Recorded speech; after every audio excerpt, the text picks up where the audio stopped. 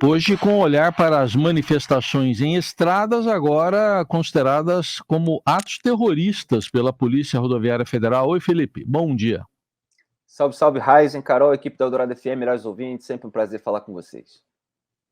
Bom dia, Felipe. Bom, a gente teve algumas atualizações em relação a esses bloqueios. No último fim de semana, Santa Catarina voltou a ter essas paralisações de rodovias por grupos insatisfeitos com o resultado das eleições, mas agora com uma mudança de perfil. A Polícia Rodoviária Federal diz que esses atos, ainda de tom golpista, passaram a adotar táticas terroristas e praticadas coordenadamente por homens encapuzados e extremamente violentos. Eu vi um porta-voz até da polícia falando que antes famílias, crianças ali, idosos participavam, agora são esses homens até encapuzados. Na última publicação da Polícia Rodoviária Federal no Twitter, que tem atualizado esses bloqueios, faz 4 minutos, publicou aqui que ainda existem 13 interdições, 5 bloqueios e todas concentradas no estado do Mato Grosso. Queria que você falasse um pouquinho dessa guinada mais radical, até atribuída pela própria Polícia Rodoviária Federal.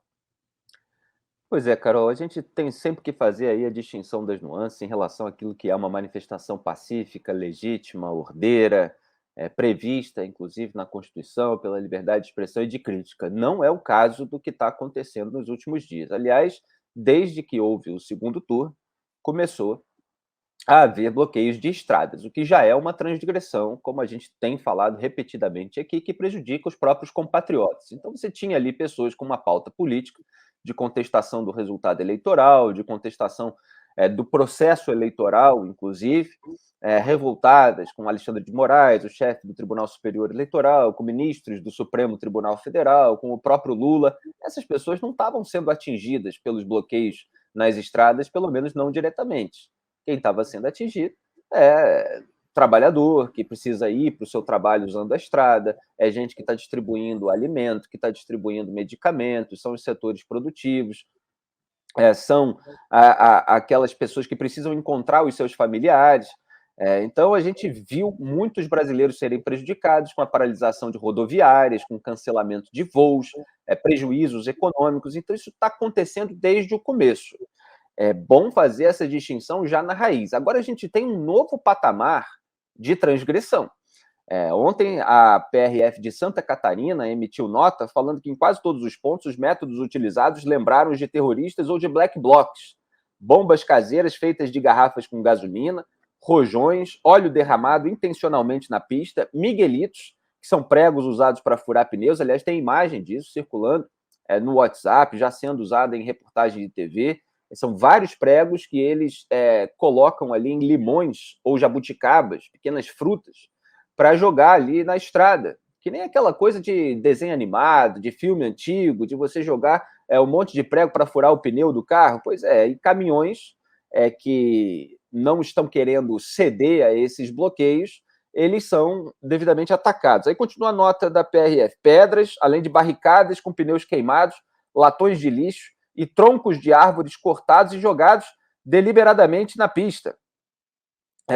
Então, essa associação com os black blocs, ela vem muito a calhar nesse momento, porque os black blocs sempre foram vistos no campo da direita como um pessoal à esquerda, que começou a atuar naqueles atos de 2013, que originalmente também tinha uma pauta política contra o aumento da passagem de ônibus em São Paulo. Depois aquilo foi se espalhando, depois outras pautas foram entrando, o movimento anticorrupção começou a derivar daquelas manifestações, mas até chegar aí e até voltar com as manifestações pelo impeachment da Dilma a um ato ordeiro, pacífico, legítimo, houve várias transformações dentro daquele movimento e uma turbinada no vandalismo. Houve depredação de patrimônio público, depredação de patrimônio privado, incêndio a ônibus, até que 2 black blocs atiraram rojões e mataram um cinegrafista de uma emissora de TV. Então, veja como essa leniência, essa permissividade vai escalando a violência.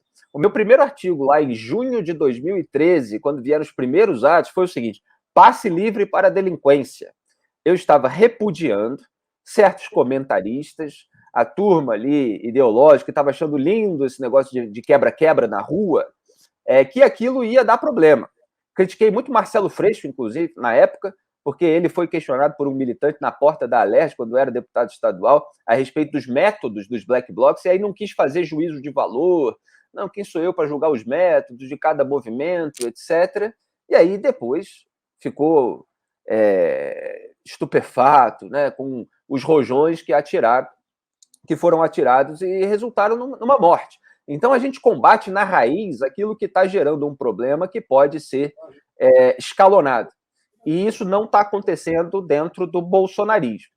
Jair Bolsonaro está calado, tem falado disso aqui, ele tem medo de ser enquadrado mais ainda nos processos que já estão abertos, mas sobre atos antidemocráticos, por exemplo, com qualquer tipo de mobilização direta, com qualquer tipo de estímulo, ao mesmo tempo, ele não quer desestimular.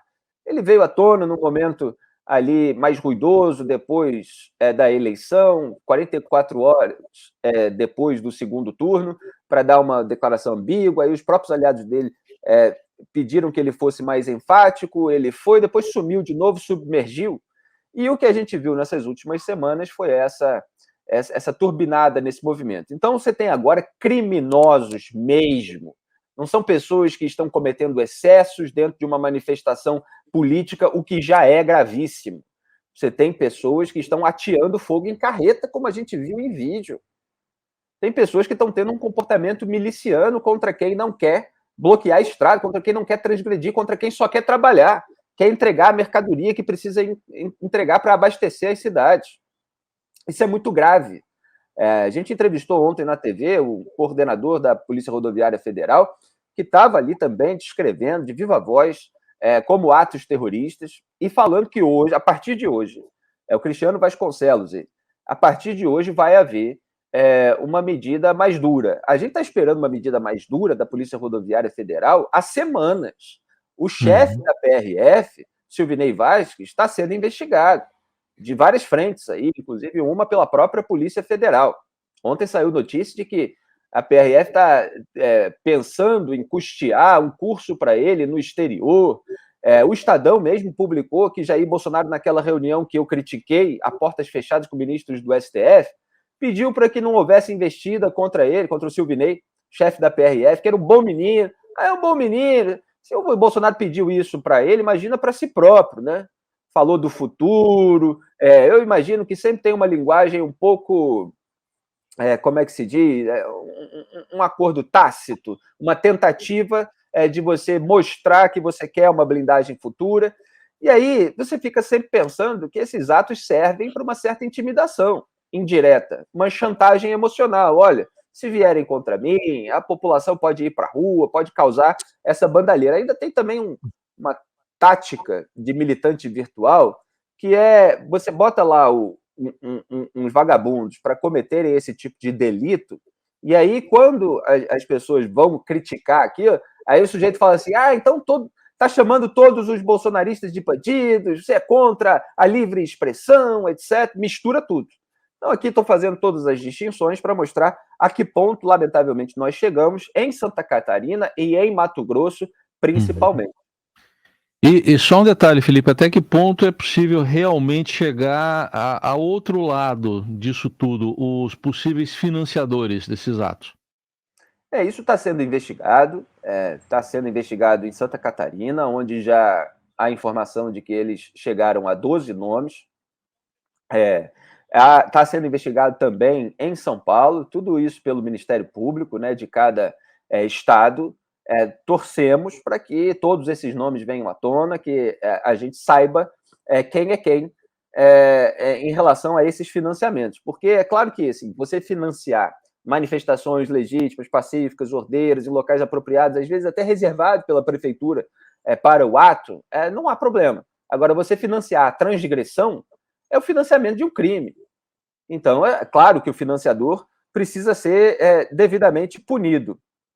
E tem uma outra informação, que um desses que estavam cometendo atos de vandalismo foi preso está numa reportagem de hoje, chama-se Olair Correia. Foi preso lá com um tal de Danilo José Ribeiro de Souza. Esse Olair tem conta na rede social. Eu estava vendo aqui o Instagram dele. Então tem lá, no dia 30 de outubro, segundo turno, um post contra o Lula, vote pela condenação do maior, aí, enfim, faz ali uma acusação criminal em relação ao agora presidente eleito. É claro que todo mundo tem a liberdade de repudiar um candidato, de pedir voto para o seu adversário, etc. E aí a postagem seguinte dele no Instagram, esse que foi preso, tá aí suspeito de ter ateado fogo e tal, é a de intervenção federal. Quer dizer, a gente está falando de bolsonarista que está incorrendo em atos delinquentes e sendo preso por isso. A gente precisa saber os outros, esses que estão tacando prego e tal, qual é a pauta deles, o que eles querem. Tem aí uma mistura também, porque houve vídeo de criminosos chegando num posto de gasolina, etc. Então, a gente vai precisar saber da Polícia Rodoviária Federal quem é quem e quais são as intenções de cada um, para não fazer aqui uma generalização. Sim. Agora, que começou como bolsonaristas e os próprios bolsonaristas estão radicalizando para além daquela radicalização inicial de atacar a urna eletrônica, etc., isso eles estão fazendo sim.